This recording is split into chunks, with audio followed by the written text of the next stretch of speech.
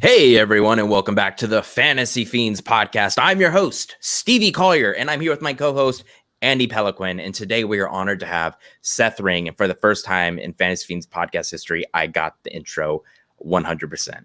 Thank you.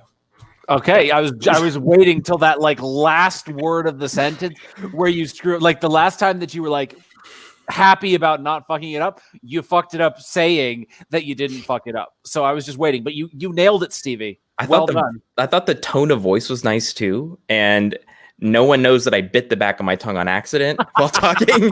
So I guess it's kind of a mess up. But Seth, welcome to the podcast. Thank you so much for having me. Pleasure to be here. They say in acting, you keep acting through the scene because very few people actually know that you screwed up. That's not right. The case historically for you, but on this one, yes. Yeah, it took a lot. It took a disappointing amount of concentration to do that. So and only 140 episodes. That's a record of some sort. Are we at 140? This is episode 140. Can I just say that that's a lot? It's a lot, right? Well, so with all the special episodes that we've done too, it's actually 150, but 140 is the official number because we don't count those special episodes as numbers. The special ones are intelligent episodes, I feel, and you just don't need me in there. Except for the last two. There was nothing intelligent about those. That was really it was the Fantasy Feud episode where we just went off on ridiculous game tangents. And then the one before that was the drunk episode, and that one was just insane. That one physically harmed me the next day. I just can't do that stuff anymore. I had a couple of people like Ben Galley was on, and he was like, "Yep, I am not getting any editing done tonight. I'm going to go play video games." And then someone messaged me the next morning, "How are you feeling?" And I was up at 6 o'clock normal time, right? And they were like, "How are you feeling?" I'm totally sleeping through this. Jesus, why don't you tell Seth the crazy hours that you do? It's just insane. We're not here to talk about me, Stevie. I mean, you wake up at 4. I mean, it's just 4 or 5. You and Jonathan, and I wake up at 6. It's Scott Moon who wakes up at 4. Oh, geez, that's Scott Moon. Those police officers. Why do they do that? It's like they want to go, to dangerous jobs, and they also want to wake up early. It's just double trouble. And I'm like, I just stay at home and I wake up late. But I just make myself look like a total piece of shit on this podcast. I just do nothing. Seth, I gotta ask you, first of all, how old are you and what color are your eyes? Because your eyes are really shiny on your webcam. Sure.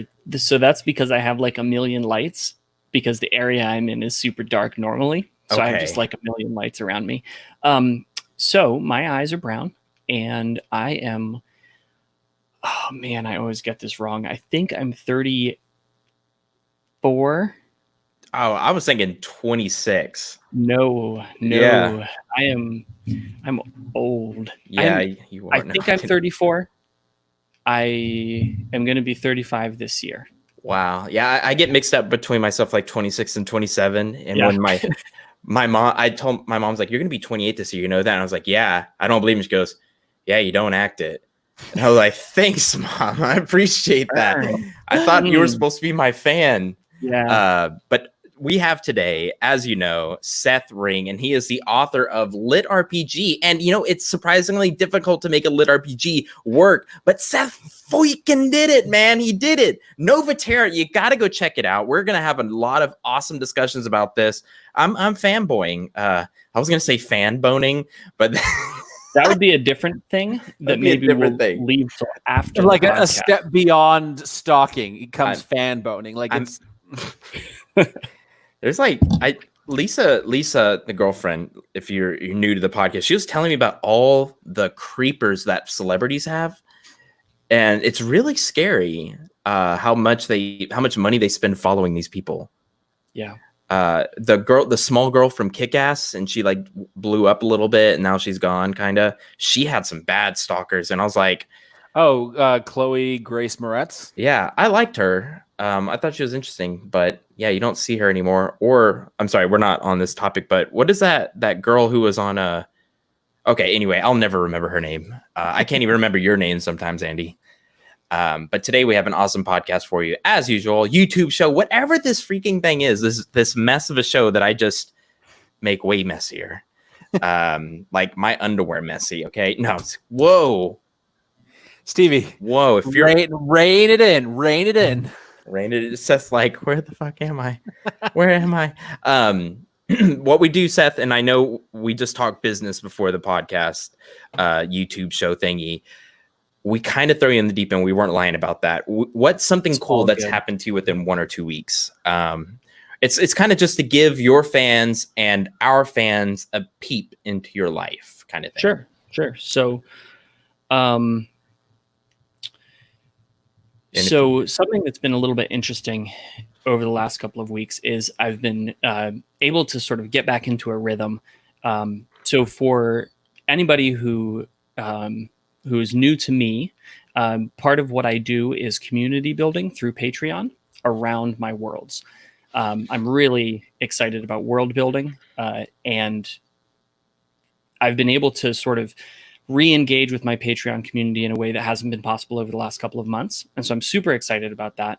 A lot of the events that I was going to be going to have unfortunately been canceled because of virus stuff, but I'm getting those rescheduled and I'm starting to sort of get back on the ball as far as a lot of this stuff goes, which is really exciting. We're also jumping straight into book 5 of my series. And so that's really fun because my Patreon community gets to shape the world and the story as I go on. That's pretty cool. Yeah. You came up with that so quickly too. Like, it's just well said. Wow. Okay, man. Just the most pretentious way to say you make dough. Okay. No, I'm kidding. Pretentious is like my word of the week. Money. Cash money. That's real cash money of you, dog. Yeah. I've noticed that. You know what? Tangent averted. Wow, that was great. Andy, this is a historical podcast, Stevie. It really has. Like, you need a sticker or a button every time that you avert. I think that would be good. I was thinking, how do I connect a soundboard to YouTube? There you go. Like, wah, wah, somebody's horny. I don't know, something. That'd be awesome. Andy would have to take it away from me. Yes, absolutely. Like, shut it off on his end. Andy, what's something cool that's happened to you this week? So this week I finished the final edits on the book 5 in my series, turned that one in to the editor, and today officially began outlining the last 6 books in the series so that I can start writing them next week. Well, not all of them at the same time. Book 7. Yeah, book 7 next week.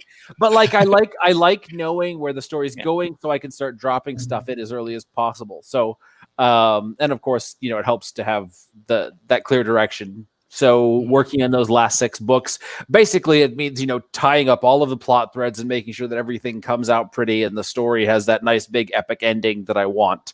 But it's cool because I get to play with all kinds of stuff. Like I spent the morning researching terrorist groups, like how to take down a terrorist organization, and then prisons.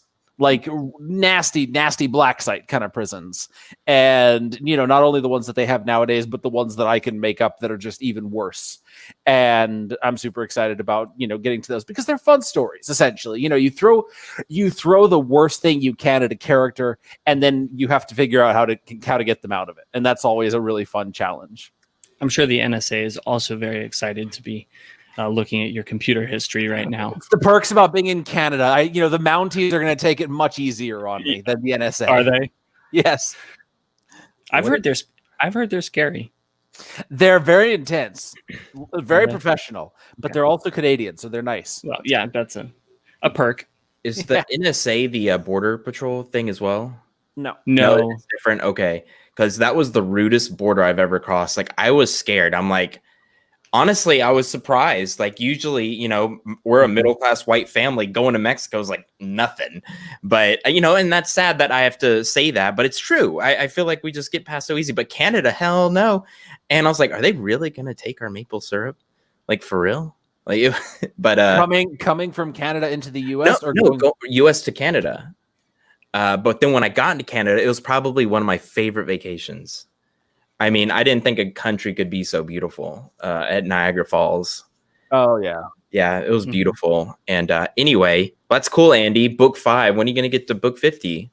It's going to end at 12. Well, so it's going to end at 12, but book 12 is going to open up a storyline that I could, do not a spin-off per se. Like, it's not like I'm going to be, the season 2 or how like some people do it, but it would just be like a different direction for the whole universe that I've created, which could be really fun if the sci-fi books are selling well, and if I'm still, creatively stimulated by the story, then in book 5, I actually dropped the name of a lit RPG, like a video game that, an immersive reality video game. So if I ever wanted to write this lit RPG, I have it set up so the character, whoever the character is, lives inside the city and the world where my current character lives, and goes and immerses himself into the world, or herself into the world, the typical lit RPG adventure. But it's fun. And then of course, if I want to go the route of space fantasy,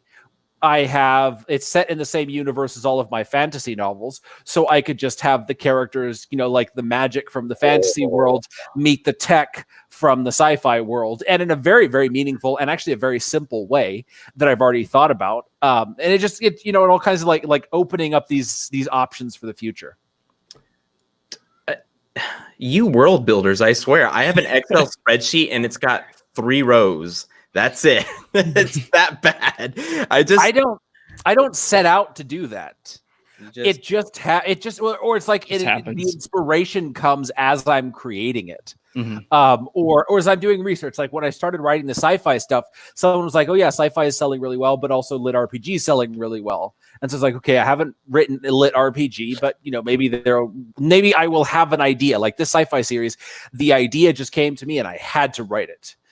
So if a lit RPG series comes to me, I've got the setup already built into the world, so that all I have to do is just drop it in there. And so there's enough familiarity that readers will be like, oh yeah, I'm familiar with this world, the character style, all of that. So all of the series that I write, they kind of have the same feel to them. That would, I'd love to see a sci-fi hunter. I ain't gonna lie. I mean, it would be cool. It would be cool. Well, no, the idea is, so the character Nolan Garrett is basically a sci-fi version of the hunter. With a few different things. The voice in his head is an AI rather than a demon, and it's on his side. But he's got a super badass dagger. He's got sort of a healing ability, which has actually been explained through the story. He's sort of at the peak of his abilities. Like there's a lot of similarities. I basically wrote him in sci-fi because I wanted to write him in fantasy, but already had the hunter, my assassin character, so I couldn't do that.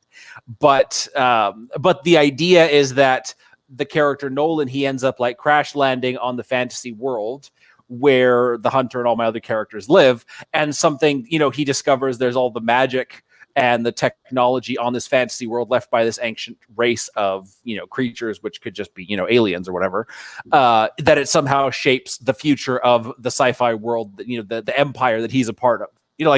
That's the easy part. So it would be like them teaming up in a really fun way, but I have to figure out a meaningful story to make that work. Dude, I just creamed my panties. Thank you. Like that's the 4th pair this episode. Thank you. For me, between you two, I feel like an idiot. No, but it's not my good news. It's my brother's. He is a graphic designer and studying to get his PhD in paleontology. And a long time ago, he asked me, he just kept saying about 2 years ago, I'll never make money with dinosaurs. I just love it so much. And I read 2 books. One book said, you follow your passion, the money will come. The other one said, don't follow your passion, sell off someone else's passion. Yeah. And that makes sense, but it can be really like your soul is filled with gravel. And I went with book 1 because I'm a dreamer. And I said, you can make money off dinosaurs. And lo and behold, 2 years later, he just started his website called Extinct on Impact. Like, you're extinct on impact. And on day 1, he sold $200 worth of stuff. Day 1 with the Facebook ads. Yeah, I'm super proud. Awesome. I'm super proud. Yes, he studied for 6 months on how to drop ship. And I joked with him like, I have a freaking business degree and you're outdoing me in a day. Yeah. It doesn't make sense, but I'm super proud. I keep thinking about it and it puts a smile on my face. As for writing, as Rebecca said last time, and I want to correct this, that I said, no one liked the Bizarre Blades. Lots of people like the Bizarre Blades, and I am so absolutely grateful for everyone who gave me positive reviews. I really, really appreciate it. Like Rebecca, I look at your review all the time just to make myself feel better when I get another bad review. It really does make my day. I'm just saying that for some reason, people like the sci-fi in a more general sense, and I think that's because I wasn't as weird. But I'm not going to let that stop me in the future. But I just wanted to clear that up, that I'm extremely grateful for anyone who helped me launch the Bizarre Blades. And that's still like a huge passion for me. But yeah, writing's going well. One last thing is, have you ever just had a dream just keep repeating? They say nothing's more boring than someone telling you about their dream. So I'm not going to do that. And I've had people explain to me their dreams like, oh, shut up. But I had this dream that I took over the Goosebumps franchise. And I remember, Andy, you were there. Like, I just got married and you're part of the wedding. And anyway, I had this idea like, you know what? I had better be, by the way. Oh, like, no, you will be. When you get married. You will be, for sure. That's why you were in the dream. And you were telling me to calm down. Like, R.L. Stein's dead. You're the new R.L. Stein. It's like, by the end of the dream, it becomes a nightmare and I start looking like him. But anyway, I had this thought. I was telling Lisa, I'm like, I'm making money already for my other business. Why don't I try to write a Goosebump book, pay to get a nice query letter done, and then just ship it out to some literary agents? Let's try it.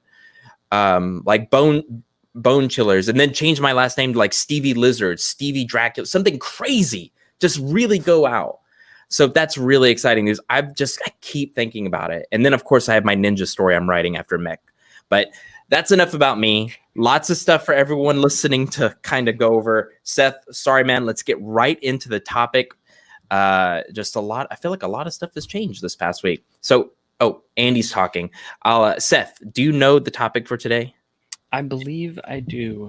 You're the one who came up with it, right? Yeah. So, am I introducing it? Am I waiting? It's a perfect introduction, because I'm so humble. My humility was so great with the things I just said. Well, let's move right into it. Well, that is on point because that is actually our topic. Yes. We're going to be talking about humility. So as I mentioned in the email I sent over, my main character is OP. Now, this is particularly a trope from Lit RPG and Game Lit. Are you saying overpowered? Yes. Oh, he is overpowered. He is OP. Okay. And part of that is because, if you wrote a game or if you wrote a book about a character who, let's say, goes into a game and then is just your average run-of-the-mill character who has the same abilities and stats as everybody else, and there's nothing about them that's special, it's pretty hard to make a compelling story around that. So for that reason, a lot of characters in Gamelit have some sort of exploit.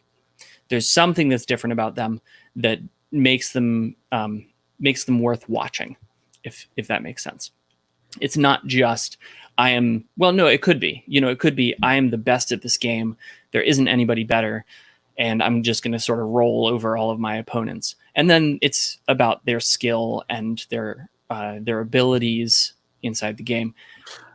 So in Sword Art Online, the character he is an early beta tester, so he's like leveled up when everybody else new to the game is first level. Like that is my only experience with Lit RPG is the Sword Art Online anime series.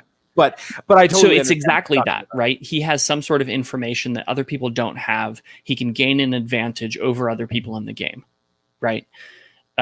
So in my case, my character, this is a full immersion virtual reality. My character is just bigger than everybody else. He's 8'9" in real life and suffers from giantism, so he can't walk in the real world. But then he goes into a video game and the computer says, oh, hey, I'll just adjust everything so that you can walk.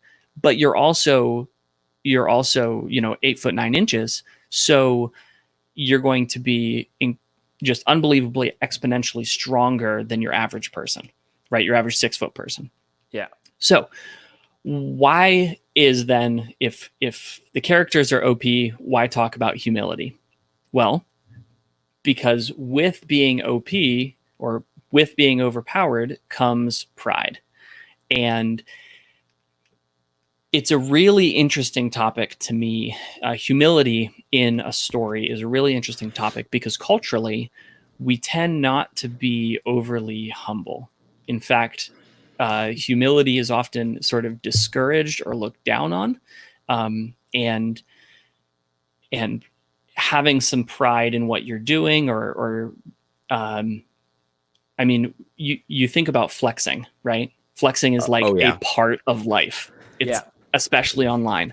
Like, what do? We flex. And if we're not flexing, it's a humble brag, right? So it's still flexing. It's just, slightly more subtle. So it's really interesting to me to explore, what do you do with a character who is just so overwhelmingly, or has such an overwhelming advantage over other people? How do you handle them, and how do you deal with their attitude towards the people around them? Is this character humble, or are we saying he's not humble? Well, he goes through stages like everybody. Okay, yeah. Because when he starts the game, because of his situation, he's never played video games like this before, so he has no idea what's going on. Legitimately no idea. So one of the sort of reoccurring jokes throughout the whole series is the fact that he is still in book 5 discovering things that he had no idea about, right? People are saying things and he just doesn't know what they're talking about. He's finding out more things about the game. He's also making really bad choices because sometimes he thinks he can power through something that the game mechanics just shut him down. They say, no, sorry, you can't do that. Right? When the game says somebody is invincible, they're actually invincible. Doesn't matter how hard you punch them, you can't deal damage. Right? And so he goes through sort of stages of this. But I really like the idea sort of in general. I like exploring what it means to be appropriately humble, because obviously there's you could have a character who's constantly downplaying themselves and then being better than everybody else. And that's just kind of obnoxious. So I try to... Or it's like the balance sort of like with the alpha type personality, which is what most readers want to read. Right. There comes that arrogance or that, that pride. Whereas someone who's humble, they can go into that realm of being a beta that most people aren't as interested in reading.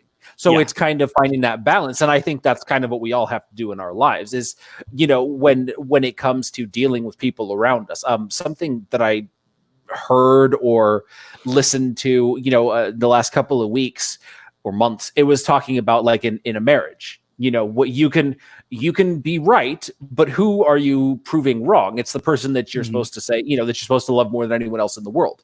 So, sort of that old saying, you can be right or you can be married. To the same degree, it's like that in any sort of, fantasy team building or lit RPG or sci-fi, whatever it is, like if you're never wrong, if you can never apologize or if you can never back down and you're always just, the boss, then you're never going to get anywhere. Right. Like in Stevie and my relationship, he's always backing down and it's just, it's just, what? I didn't really have anywhere to go with that joke. I just dropped that out there. No, it makes sense though. That's what's sad. I'm just like, oh, please go, Andy. You're right. What's funny is that I'm actually the kind of person who will just like let other people have their way, because I have such a strong personality. I'm so opinionated about so many things that if I was always trying to be right, which I, typically am. My wife's not around, so I can say things like that. but like I feel like my opinions are right, my thoughts are right. But if I was always going to be like that, because I'm so much louder than the average person, because I'm so much bigger than the average person, not quite 8'9", but getting there. Yeah.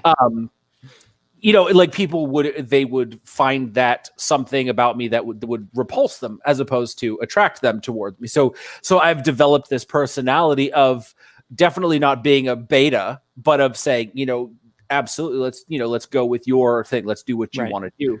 Yeah, you Because pick that's your the kind- battles. exactly. Yeah. So that's really interesting that you brought that up, because one of the struggles I've had with my main character Thorn is that he is trying to learn how to lead other people. Because he's the biggest guy in the room, everybody automatically looks at him, and he's sort of been, and again, I love overpowered characters, which is part of the reason I write lit RPG and game lit. So I've fully embraced that there's a level of ridiculousness to the situations that he's in, right? But it's really interesting trying to write a character who is leading, but is not simply dominating every situation and every encounter, right? Because if I want to have other people, other characters in the story, they have to have something to do. They have to have something to contribute, right? Yeah. And it's like that in real life, I think. You know, if you walk into a room and you simply dictate all the time, then why is anybody else there, right? Yeah. You know, it's interesting. Sorry, Stevie. The last two series that I've been writing about have been military. Mhm. And so in the one I'm working on now, the character, he's not in a leadership position. He's, sort of on his own, doing his own thing. He's an assassin, and he's got people, working with him. So he's kind of part of a team, or, beginning a team. And it's hard because I've noticed that, like, military people, at least in the the things that I've been exposed to, TV, movies, things like that, they never say I'm sorry. Like, apologizing isn't a part of it. Now they'll say, I should have done this. Like, they will find a way to maybe acknowledge fault or admit fault without actually straight up apologizing. And that's something that I had to sort of wrap my head around for writing this type of character, was that he or she, the other military people, they're never going to straight up say, I'm sorry, because it's just not what they're trained to do, or it's not, it's been bred out of them, essentially. Whereas in my fantasy series, the character, it's far less constrained by, let's say, the modern norms. So a military fantasy series, with that more medieval thing, it was less of a problem for him to say, to actually apologize for making a mistake or for doing that thing. And again,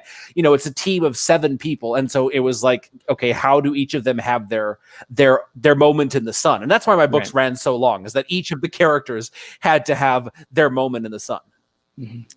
So if your character is overpowered, this is why I've kind of steered away from it, is because I wasn't really sure I would know how to make, create beats and create, scenes where I'm like, well, how he could just bust a hole through the wall if he's stuck. Right.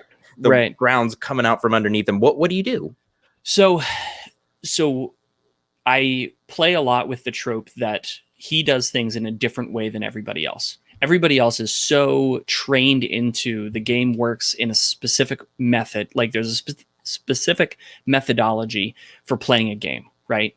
You aggro mobs, you heal, you DPS, right? Yes. Like, you have your tank, your DPS, and he combines a lot of those roles into one, right? Because pretty much anything he hits dies, right? So, because he's so strong. In addition, he will solve problems just by walking straight through them. But he's not always able to do that. And that's where it's been really interesting to play with this, because he doesn't know when he's able to walk through something and when he's not. He's also, he'll also run into, so it's Gamelit is sci-fi, technically, but because he's playing a full immersion virtual reality game that is a fantasy setting, right? So he runs up against magic in the game, and that magic does things that he can't deal with, right? He can't punch his way through an elemental that's immune to physical damage. Like, he can't do it. The other thing that's been really interesting to sort of play with in terms of his strengths is that he is not the only person in the game who is overpowered, right? So sometimes he comes up against people who are also outside the norm. They're either better than everybody else in the game skill wise, or the game is exerting some balancing effect and is giving other people opportunities to sort of balance him out. And so what's been really fun is playing with the villains. And in fact, in some ways, the villains really make a lit RPG, right? Because if it's just the hero sort of pounding through every obstacle, it gets really boring really fast. And I was lucky enough that because this is my first series and this is all still a learning process for me, I was really lucky that by the end of the second book, all of my beta readers were like, hey, he really needs to fail now. Like he needs to lose. And so I took that to heart and I said, okay, let's do it. And I think it happened in a really interesting way. I don't want to give any spoilers for anybody who's going to read the series, but suffice it to say, there were consequences to the way he solved the problem. Right? He solved the problem his way, but there were serious consequences. So he's that powerful that it has to be like a consequence of a decision, not a kryptonite. Yes. Okay. Yeah. Well, so part of that is simply how I built the world. The original idea behind the whole series was what happens when a computer has to deal with a person who is so far outside the norm that it just starts to break the constraints of the game. Right. My background is in programming. And I started running calculations for, okay, let's say, we have a character who's going to be exerting X pounds of force. The game in a physics engine is going to deal with it in a specific way. Great. What happens when you scale that person? And simply scaling from 6 foot to 8 foot is something like 160 times. That's what my mental math said. So, yeah, so it gets pretty intense. In fact, he would be, if somebody was scaled at that rate and they stepped into the real world, they would sink into grass like it was mud. They would not actually be able to walk because their body would be so heavy, right? This is why people with giantism have a lot of medical issues. And so in the game, it starts with him in the real world, and he's undergoing a medical procedure to sort of fix his problem in the real world. And while he's doing this, they put him into a game for 2 years. So that's sort of the premise of what's going on. Interesting. But yeah, so again, this is specifically because Gamelit, you deal with overpowered characters, and because I particularly love overpowered characters, I've made him a monster. And then I had to deal with it. Monster. Honestly, okay. I'm sorry. Monster powerful wise or personality wise? No, powerful wise. Okay. He's actually fairly sheltered. And this was a super fun thing to play with. The main character is a very sheltered individual because he has giantism and he hasn't been able to go out. Right. So he is still navigating personal relationships. He's still figuring out how to interact with people. And now he's doing it in a virtual world where other people put significantly less emphasis on it than he does because they're used to it. They're used to the way gaming relationships work, right? They're used to jumping in and jumping out. They're used to being able to log out and sort of leave the game problems in the game. He can't log out. He's stuck in the game 24 hours a day. Can we know why he's stuck? Yeah, because the medical procedure he's undergoing is long. He's effectively in an induced coma. You made this like really intense. Like it's got a sad backstory. I thought he should have reason. I'm always a fan of. I didn't want to do the prototypical. Hey, the dude got hit by a truck and now his consciousness has been uploaded to the game, or the very popular Russian version, which is he's a criminal, whether appropriately or inappropriately, he's been executed and they put his consciousness into the game. Is that because I read that one Russian one, the big one? You probably know what I'm talking about. Way of the Shaman. No, it's No. the one with like the weapon on the front cover, and that's it. He has terminal cancer, Oh yeah. and he like buys the thing and takes it home, and I think his mom dies or Yeah. something, and that's why he can't. I enjoyed it. That was my very first lit RPG. Yeah. So I Well, thought you so were gonna. the whole genre is very heavily influenced by the Russian authors who, in many ways, kind of pioneered the the subgenre. Okay, so they basically started it. They did, yeah, and they started it based on some Chinese and Japanese uh, web novels that had come out, and Or then were turned the into anime. anime. Yeah, so Log Horizon was a Log big one. Horizon. Okay. Yeah, Sword Art Online, those things, and then they started sort of put their own twist on them, right? And started writing them as sort of sci-fi sci-fi versions of those shows, with a little bit less influence on the Asian style MMO, right? And then they came to the US and they were translated into I think Magic Dome books, something like that. Translated a whole bunch of these Russian books into English, and then they sort of took off over here, and we started writing our Western versions. 2018 is when you released, right? Yes. Okay. Yeah. Yeah. So it's End of 2018. You're kind of later in the niche. Yeah, I am. Okay. So I came after the sort of the initial work had been done in building. So I started writing on and releasing on Royal Road earlier, and that was, and so I sort of picked up. I think it was in 2016, 2015, which is really when lit RPG started taking off. So I got the advantage of building an audience early, right? And then I was just kind of messing around with the story, and people liked it enough that they said, "Hey, this would be cool as a full length book," because it was kind of a novella at first. I said, "Okay, all right, I'll try it," and I did, and then through that, I've enjoyed writing so much that I just kept going. Do you think it's easier for you being a programmer to write these books? I definitely think my computer background has helped. I definitely think that my gaming background has helped. Yeah.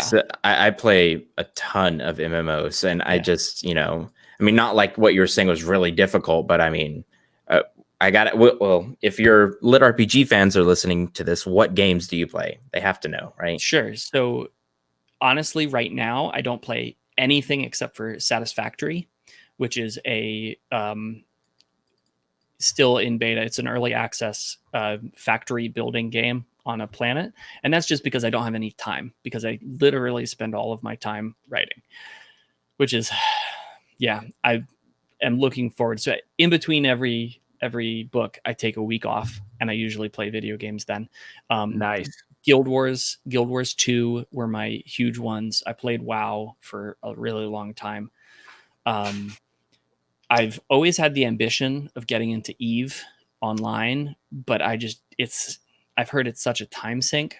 Yeah, I've heard the same thing. Yeah, but I also need a character. I feel like I'd be lonely. For sure. So I played a bunch of Star Citizen. I haven't in a while. Star Citizen's a just unbelievably ambitious space exploration and shooter, and it's still in early access. Like it's been like 6 years in the making. I've heard of Star Citizen, and that's a really fun game if you have other people to play with. Unfortunately, it's not even close to done, and so you sort of kick around, and then they reset everything, and all your hard work is gone. So I put that one down for now. But. Yeah, it's and now we have Ashes of Creation coming out, which I'm excited for. I'm part of their Kickstarter. Okay. So yeah, but I'm not. I don't know. I didn't like this isn't the gaming channel, but I didn't like their alpha because it was the battle royale. So yeah, I'm not a big fan of battle royale. I'm not either, which is I think why I've been spending so much time in satisfactory because it's just me and my buddies co-oping to build ridiculous structures. Satisfactory. What a great name. It is. I'm surprised I haven't heard of it. Yeah. All right. So we are at 8:10. Andy, do we need to start the reading? Yep. Let's do Okay. it. So we're reading. Well, there's no title. Is this from book one? Sorry. Yeah. So this is from book one. This is sort of after Thorn, the main character, has met some friends in game, and they're starting to run their first dungeon, or his first dungeon. Sweet. Awesome. So basically, you're like the director. You tell us who you want to play who. Who do you want to read the narration? You could read the narration. It's up to you. Oh, man. Yes. Oh. I'm not prepared for this. If there's a handsome character. Well, they are all handsome because you have to be beautiful. Games, there are no ugly characters. That is one of the advantages of a video game. Can I be a dark-skinned night elf? Who's bisexual? I have no night elves. I'm sorry. What about bisexual night elves? There are no bisexual night elves in this book. Can I be a hentai squid? If you would like, I'm not going to ruin your dreams. Stevie. That game's coming out, Andy. One day we will have hentai World of Warcraft. Hentai. You would play it, Seth. The one. Hey, Seth. When you get married, I want you to say the one ring to rule them all. I am married. Oh, and I did say that. No, you're joking. You're joking. I am joking. Oh, okay. But somebody else did say it at the wedding. Oh, that's wonderful. Best man. Any horror movie ring jokes? No, I don't do horror movies. But your last name. Yeah, I know, but I'm not excited. Don't watch it. Don't watch it. I'll tell you what is exciting.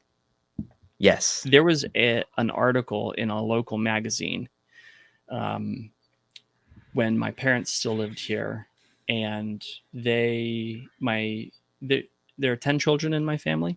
Whoa. So I'm sorry. You get that reaction all the time. I do, but there was an article titled the one ring to rule them all about my dad. Oh, that's amazing. Yes. Yeah, it's just in your blood, man. It is. All right, you Catholic? So I think I've pulled up the same thing. Is yours entitled Excerpt 1? That's right. Yes. Okay. So there are a number of different characters. Oh, okay. Here. I see Wolfkin. Or no, that's a race. That's a Velen. race. We see Velen. Yes. Velen, who is an elf. Oh. Then there's Ouroboros. Yes. Or Ouroboros. Ouroboros is a human. All right. We've got Mina. Mina is also human but short. Mina-san. Mina-sama. She is an ice witch. And then Thorn, right? Yes. Did you say ice witch or nice bitch? Ice witch, but probably both. And then Jorge. Yeah, so it's a funny story about that. We have Jorge. Funny story about that.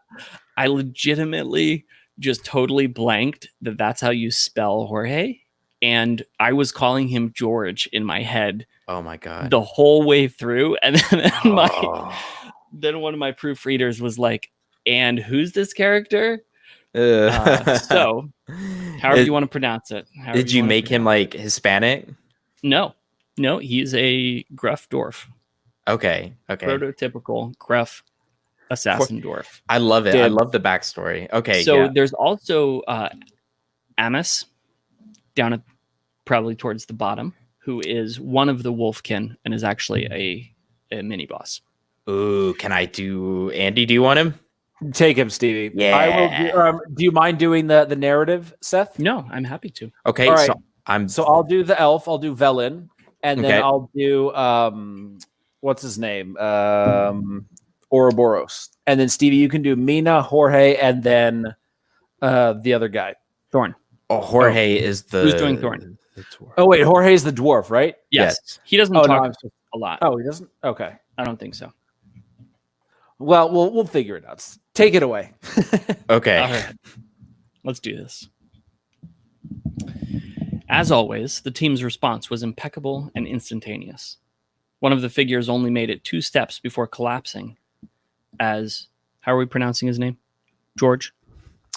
Jorge's fine. Jorge? I think it's funny. Okay. I like Jorge. Yeah. As Jorge's figure appeared behind them in a silent explosion of shadow, Mina slid to the side on a sheet of ice that appeared beneath her feet, avoiding a stab as she started to chant, while Valen waved her staff, causing Ouroboros, who was charging forward, to light up. With a satisfying crunch, Ouroboros smashed his shield into the 2 robed figures in front, sending them flying off their feet and into the stone wall. Rotating, the Holy Guardian roared out a challenge at the robed enemy chasing after Mina, who turned as if by magic and charged towards Ouroboros. That must be some sort of taunt, thought Thorn as he watched the team taking their enemies apart. The rest of the fight took less than a minute, ending when Mina dropped the last enemy with an ice spike. Once the fight was over, Thorn stepped up, glad to finally have something to do. Walking up to the bodies, he crouched and pulled the dark robe off of one of the corpses, revealing a scarred wolfkin. Unlike the wolfkin they had killed in the tunnel before the valley, these wolfkin had dirty silver fur stained with old blood and grime. Curious, Thorn looked at the others. Looks like some sort of cultist or acolyte, said Valen, walking over and prodding the corpse with the end of her staff. Look for some sort of religious symbol. Sure enough, after digging through the dead wolfkin's waist pouch, Thorn found a small token with cracks on it. The token was round, made of silver, and Thorn could see the silhouette of a howling wolf under the deep crack. Handing it to Valen to look at, he kept searching, but did not find anything else. Interesting. I'm guessing that these wolfkin served Hattie at some point. The symbol of the howling wolf against the round moon would match, but they must have fallen out of favor or betrayed the moon wolf, causing their tokens to crack. We'll have to keep our eye out for more information. Info about a lost god could be valuable.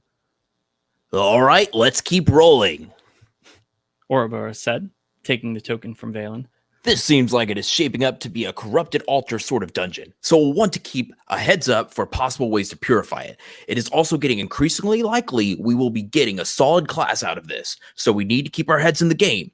We handled these guys pretty well, but if we're going up against range fighters or casters, we will need to adjust. Thorn, we're going to count on you to help deal with ranged threats with that massive crossbow of yours.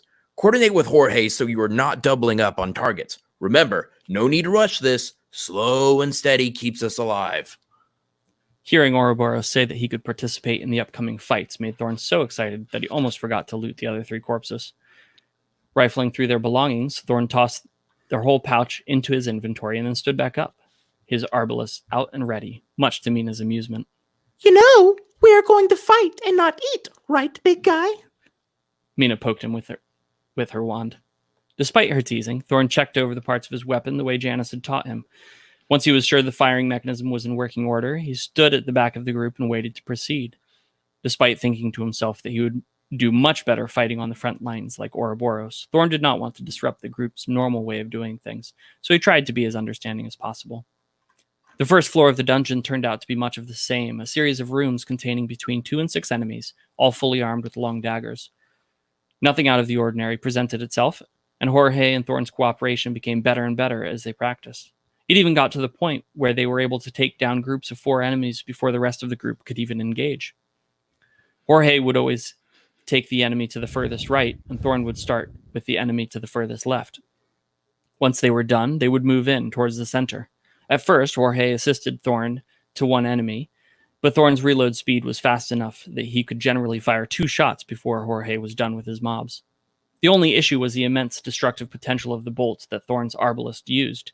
Unlike normal arrows that would stick into an enemy and make them bleed, these bolts either ripped their unfortunate victims apart or nailed them to the stone wall.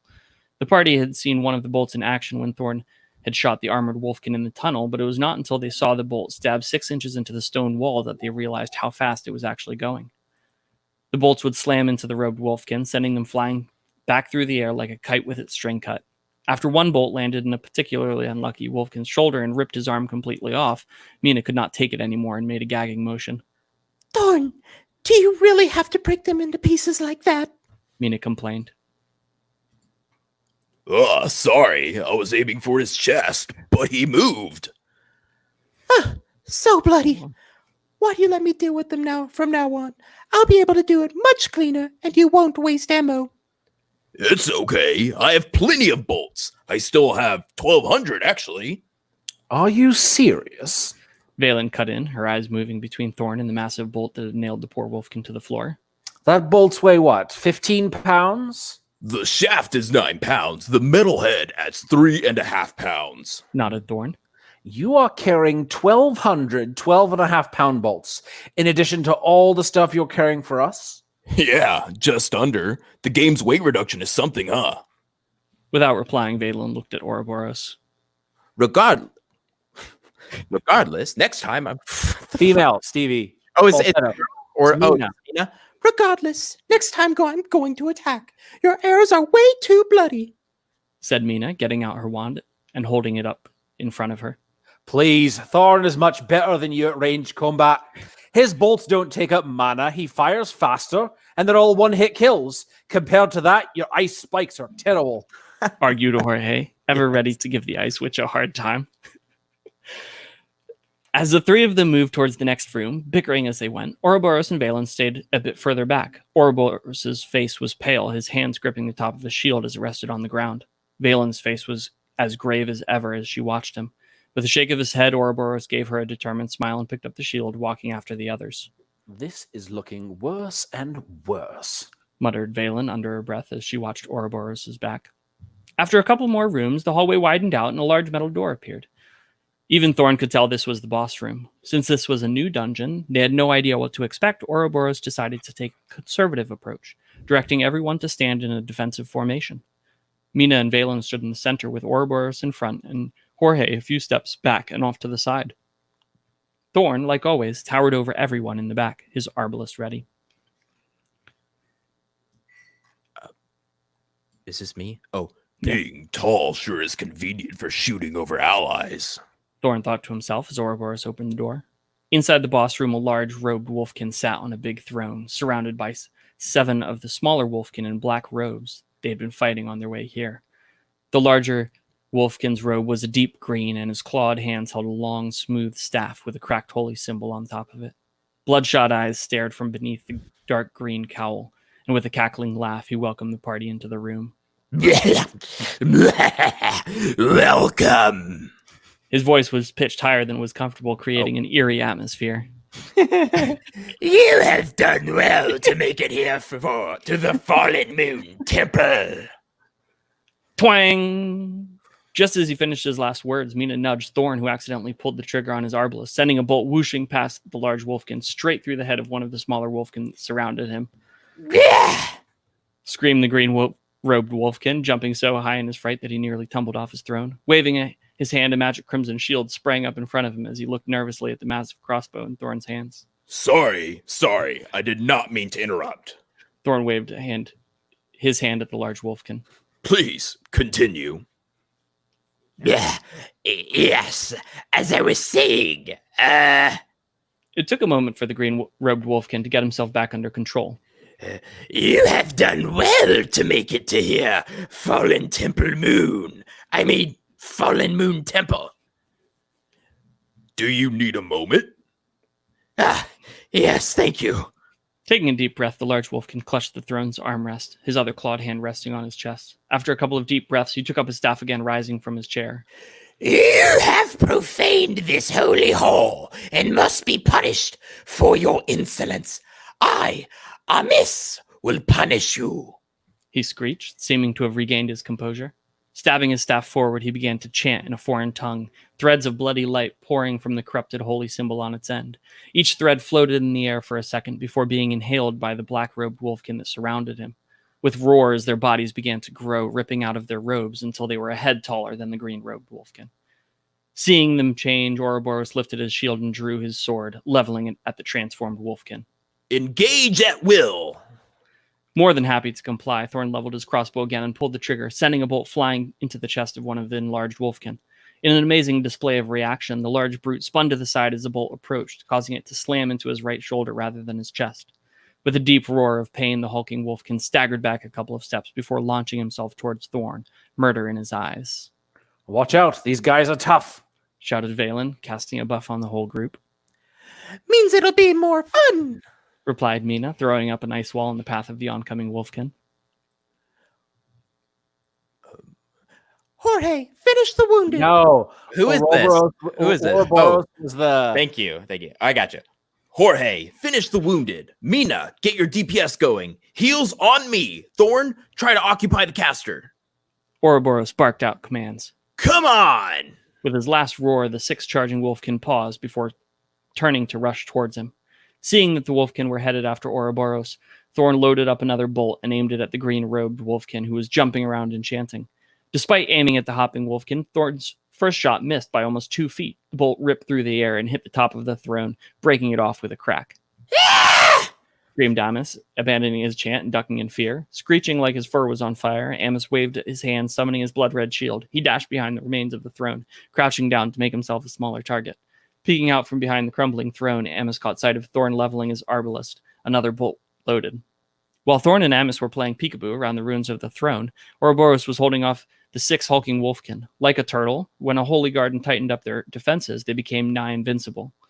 Despite the ferocious attacks from the raging wolfkin, Ouroboros stood firm as a rock. While his arm was thick, it was a skillful use of his shield and sword that allowed him to block the incoming claws and daggers. Behind Ouroboros, Valen chanted, calling down healing energy on the Holy Guardian. Next to her, Mina shot spike after ice spike into the attackers. Focusing on the wolfkin that had been shot already, it only took Mina 6 shots to cause them to collapse to the ground. As they fell, Jorge appeared next to them, slicing across their throats before disappearing back into the air. One by one, the wolfkin attacking Ouroboros fell to Mina and Jorge's precision attacks, until only one remained. Behind the throne, Amos was still cowering, doing his best not to reveal himself to Thorn, who had taken to demolishing the rest of the throne one bolt at a time. When he finally mustered up the courage to look around the edge of the pile of stone, Amos saw the 5 players standing together. His minions collapsed all over the floor in pools of blood. How could you beat them? He howled, his eyes turning red. His high-pitched voice began to deepen as his arms and shoulders began to swell. Those were my men, not yours. How could you kill them like that? The green robe began to give way at the seams, bristles of fur popping out as it ripped. Madness consuming him, he strode forward, throwing down his staff as the massive claws grew from his fingers. Red mist poured into him with each step, his form rippling with muscle and savage fury. The closer he got to the group, the larger he grew, until he could almost see eye to eye with Thorn. I'll kill you. I'll flay your skin from your body and destroy you. Uh-oh, said Jorge, backing up and readying his daggers. This looks like trouble. Mina lifted her wand. Don't let him take the initiative, commanded Ouroboros, and with a motion to the elf behind him, he dashed forward to intercept Amos. Seeing his signal, Valen chanted, bestowing a blessing on Ouroboros, increasing his armor. Thorn aimed and fired, but this time his bolt did not even slow the enraged wolfkin at all.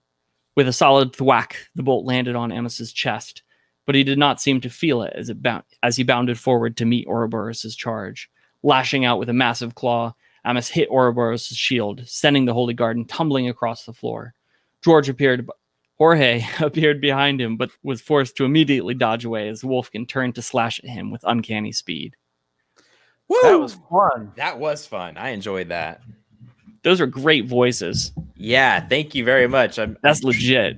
Andy usually is like the one, and I've just been telling Andy I want to grow the podcast. So I'm gonna be more like I'm gonna get into those characters. I'm gonna get inside them. I have to say, I did also really appreciate the Scottish Jorge, Irish.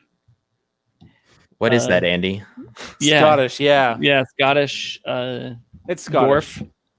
Highland very, Scottish. very appropriate. I need to named Jorge. Yeah. Oh my God, that's right. It should be an in-book joke of some sort. I don't know Yeah, you know, calling it probably will be. Jorge. That was a lot of fun. I really enjoyed that. I think I might have him explain at some point that he thought it was George, but ever since it's like calling an elf like Biff or something. Right. You know, just like the most opposite name possible. Yeah, pretty awesome. I was gonna say, so you kind of go by D&D rules with the initiative. I'm guessing, is that how you chose to do it? Well, sort of. So, I mentioned that video games are a big inspiration for me. I play less than I would like, but more than is probably healthy TTRPGs. Love it. So I love role playing games, and so a lot of my understanding of game mechanics come from TTRPGs, and so there's a lot of that sort of packed into here, where it's pretty close to what you would see for an MMO, with some liberties taken, because obviously I need to adjust some things for the story. But a large part of the game influence is your typical Dungeons and Dragons, Pathfinder sort of rule set. It was a good change. I liked it. I think there's maybe a few MMORPGs with initiative, but I don't see them quite often. It's usually turn based, is what I right with initiative. Right. Well, unfortunately, our time is out. And Seth, I just have to say, I have your next book, and it's just basically me playing Sekiro. That's it. That's all it is. Have you ever played Sekiro? I have seen it. I haven't played it. Fook that game. Seriously. Yeah.